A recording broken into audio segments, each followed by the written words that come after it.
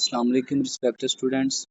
Dear students, जैसे कि आपको पता है हमने 10th क्लास फिज़िक्स की लेक्चर सीरीज स्टार्ट की हुई है। तो आज हम चैप्टर नंबर 11 के जो एक्सरसाइज के शॉर्ट क्वेश्चन और कंस्ट्रक्टेड रिस्पॉन्स है उनको स्टडी करेंगे।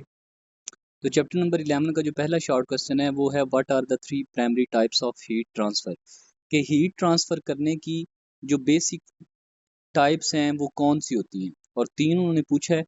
तो ये mods of transfer of heat हैं जिसमें आपने चैप्टर 11 में पढ़ा हुआ है। फर्स्ट मॉड कंडक्शन होता है, सेकंड मॉड इसका कन्वेक्शन होता है और थर्ड इसका रेडिएशन होता है। तो ये मॉड्स ऑफ ट्रांसफ़र हीट हैं जिनको हम टाइप्स ऑफ ट्रांसफ़र हीट भी कह सकते हैं। तो दोनों तरह से क्वेश्चन आपसे पूछा जा सकता है।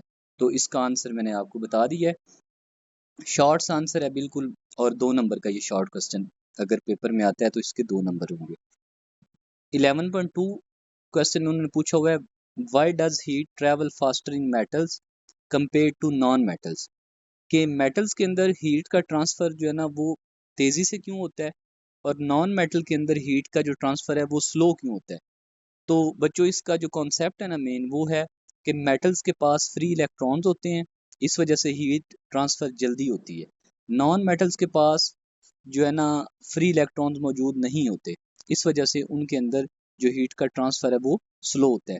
तो आप ये आंसर भी लिख दें, इनफ है, सही है, प्रिसाइज है, टू द पॉइंट है। और अगर आप थोड़ा सा इसको लेंथी करना चाहें तो फिर इसमें ये भी ऐड कर लें कि चूँकि मेटल्स के अंदर जो पार्टिकल्स हैं वो क्लोजली पैक्ड होते हैं, इस वजह से हीट का ट्रांसफ़र जो है ना वो जल्दी से हो जाता है। तो ये हमारा था सेकंड शॉर्ट क्वेश्चन।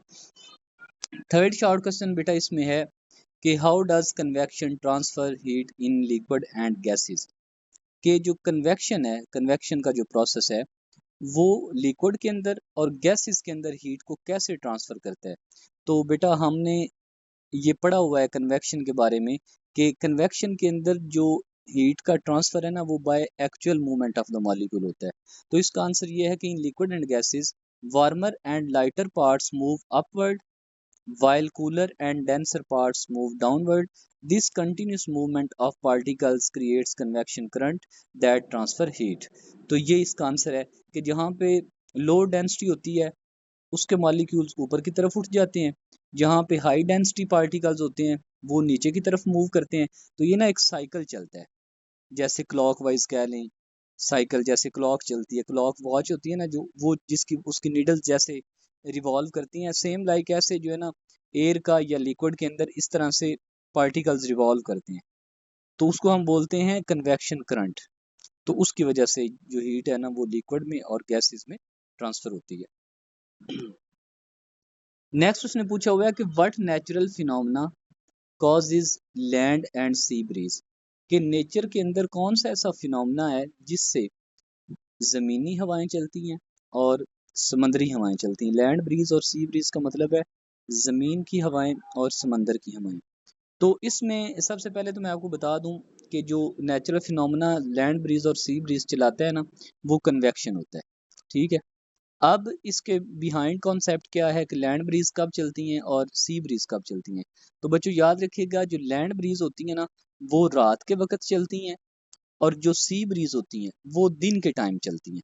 उसकी रीज़न ये है कि दिन के टाइम जो टेम्परेचर होता है ना ज़मीन का वो ज़्यादा गर्म होता है, जबकि पानी का टेम्परेचर वो कूल डाउन होता है, कम पानी कम गर्म होता है दिन के टाइम। तो होता क्या है कि चूंकि ज़मीन का टेम्परेचर ज़्यादा होता है तो यहाँ पे हवा के जो पार्टिकल्स हैं ना उनकी डेंसिटी कम होती है, और वाटर की तरफ जो एयर पार्टिकल्स होते हैं उनकी डेंसिटी ज़्यादा होती है।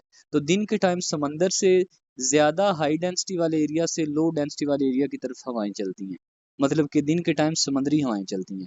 रात के टाइम ये होता है कि समंदरी पानी जो होता है ना उसका टेम्परेचर ज़्यादा होता है और जो ज़मीन होती है उसका टेम्परेचर कम होता है।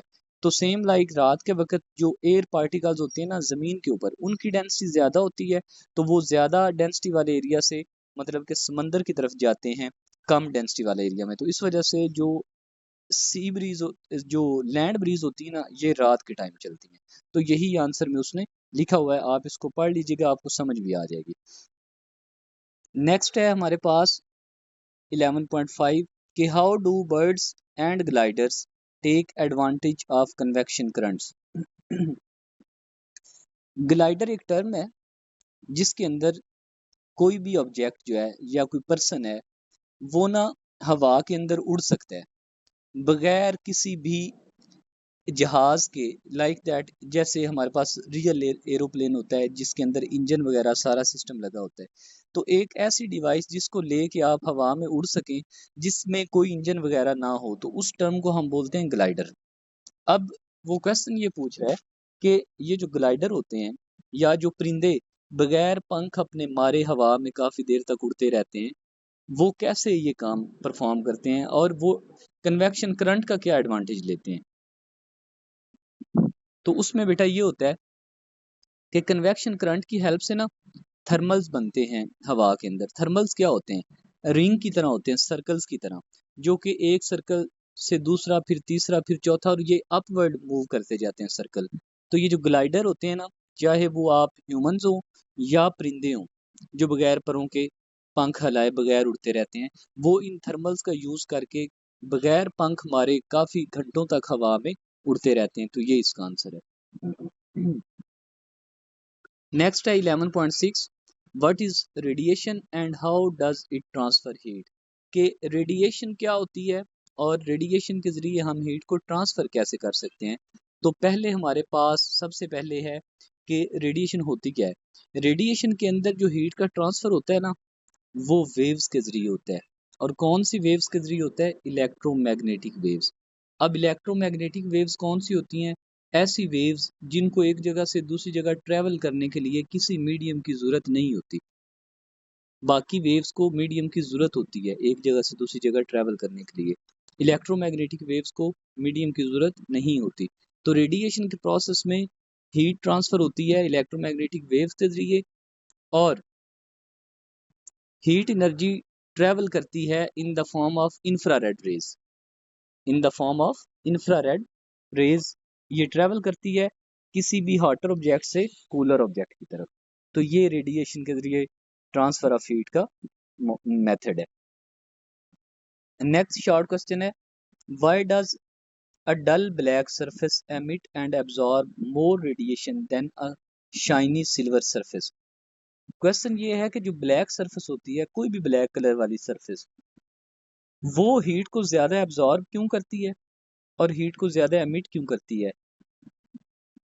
कंपैरेटिवली किसी एक शाइनी या सिल्वर सरफेस की निस्बत। तो बेटा उसका आंसर ये है कि जो हमारे पास ब्लैक सरफेस होती है ना, वो ऑलवेज गुड एब्जॉर्बर होती है और गुड एमिटर होती है, कि वो हीट को एब्जॉर्ब भी बहुत अच्छे से कर लेती है और हीट को एमिट भी बहुत अच्छे से करती है। जबकि जो शाइनी सिल्वर सरफेस होती है ना, वो हमारे पास हीट को एब्जॉर्ब तो करती है पर बहुत कम एब्जॉर्ब करती है, और एमिट भी करती है लेकिन बहुत कम, लेकिन रिफ्लेक्ट बहुत अच्छे से करती है। फॉर एग्जांपल आप ग्लास की, इसकी मिरर की एग्जांपल ले लें, शीशे की, कि अगर आप उसके ऊपर लाइट फॉल करवाएंगे ना, तो वो रिफ्लेक्ट बैक होके आपकी आंखों में पड़ेगी। या आप बच्चे जो है ना वो आपको पता है छोटे बच्चे ये मिरर लेके सूरज की लाइट को रिफ्लेक्ट करके जो है ना वो आंखों वगैरह में मारते हैं या दीवारों के ऊपर उसके साए के साथ खेलते हैं। तो वो रिफ्लेक्शन हो रही होती है एक्चुअल में, जो कि मिरर की शाइनी सरफेस से सिल्वर सरफेस से लाइट टकरा के तो रिफ्लेक्ट होती है।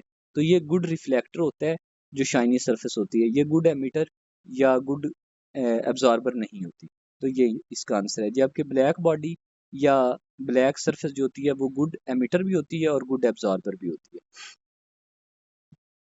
लास्ट शॉर्ट क्वेश्चन है बेटा हमारे पास, how does the green house.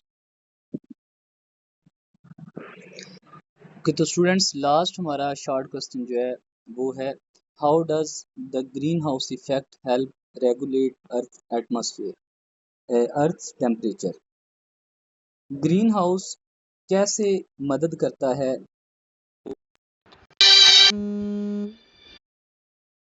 कि ये जो ग्रीन हाउस है इसमें कैसे हेल्प करता है अर्थ के टेम्परेचर को मेंटेन करने के लिए, रेगुलेट करने के लिए। तो इसका आंसर ये है कि green house gases trap some of the sun's outgoing infrared radiations। Green house के अंदर जब सनलाइट पड़ती है ना, तो उसमें ये होता है कि कुछ वेवलेंथ होती हैं, कुछ रेडिएशन होती हैं जिनकी वेवलेंथ शॉर्ट होती है, कुछ ऐसी होती है जिनकी वेवलेंथ लॉन्गर होती है। तो ये जो वो सब्ज कलर की चादर उन्होंने पौधों के ऊपर लगाई होती है ना, उसको ग्रीन हाउस कहते हैं। उसमें से अब ये जो लॉन्गर वेव लेंथ वाली वेव्स होती है ना, ये तो निकल जाती हैं, लेकिन शॉर्टर वेव लेंथ वाली रेडिएशंस को वो ट्रैप कर लेते हैं, उनको नहीं निकलने देता। जिसकी वजह से होता ये है कि उसके अंदर का जो पौधों का टेम्परेचर है ना, वो मेंटेन रहता है। तो ये मेथड होता है कि ग्रीन हाउस इफेक्ट जो है वो अर्थ के टेम्परेचर को कैसे रेगुलेट करता है। तो ये थे हमारे एक्सरसाइज के short question. I hope so कि आपको अच्छे से समझ आ गए होंगे। आप इनको खुद भी रीड करिएगा, स्टडी कर लें, मैंने आपको समझा दिए हैं। इसका स्क्रीनशॉट लेके नोट कर लें और फिर इसको कॉन्सेप्ट के साथ याद करें। तो इंशाल्लाह ताला नेक्स्ट लेक्चर में मैं आपको कंस्ट्रक्टेड रिस्पॉन्स भी समझा दूंगा, चीज़ें क्लियर करवा दूंगा। सो अपने फ्रेंड्स के साथ जो 10th क्लास के हैं, फैमिलीज में जो आपके सर्कल में हैं, जो बच्चे 10th क्लास में हैं, उनके साथ काइंडली लेक्चर्स शेयर कर दिया करें ताकि उनका भी फ़ायदा हो जाए। तो नेक्स्ट लेक्चर तक के लिए अपना ख्याल रखिएगा। अल्लाह हाफिज़।